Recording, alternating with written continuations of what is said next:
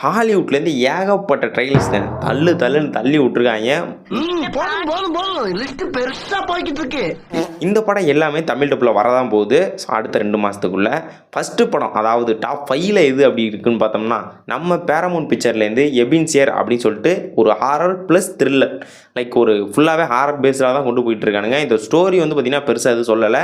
ஆனால் நடிச்சிருக்க ஹீரோ யாருன்னு பார்த்தீங்கன்னா நம்ம ஜானி டெப்பு. நமக்கு எல்லாருமே தெரிஞ்சிருக்கோம். ரொம்ப நாள் ஜாக் ஸ்பேரோவை பார்த்து படமே வராமல் கோர்ட்டு கேஸுன்னு அடிச்சுக்கிட்டு இருந்தார். கடைசியாக அவருக்கு ஒரு படம் வரப்போகுது. இது பார்த்தீங்கன்னா நவம்பர் 13 லைக் வர நவம்பர் வந்து வரப்போகுது 2 மாதத்தில். இதோட ஸ்டோரின்னு பார்த்தோம்னா ஒன்றும் பெருசாக சொல்லலை. லைக் ஒரு ஹாரராக இருக்கும் அப்படிங்கிற மாதிரி காட்டியிருக்காங்க. கொஞ்சம் ஃபன்னாக காட்டியிருக்காங்க. லைக் ஒரு காமெடி இருக்க மாதிரி. எனக்கு தெரிஞ்சு இது எல்லாருக்குமே பிடிக்கும்னு நினைக்கிறேன். மேபி அப்படி தான் கொண்டு போவாங்க. தமிழ் டப்பில் ட்ரெய்லர் இல்லை.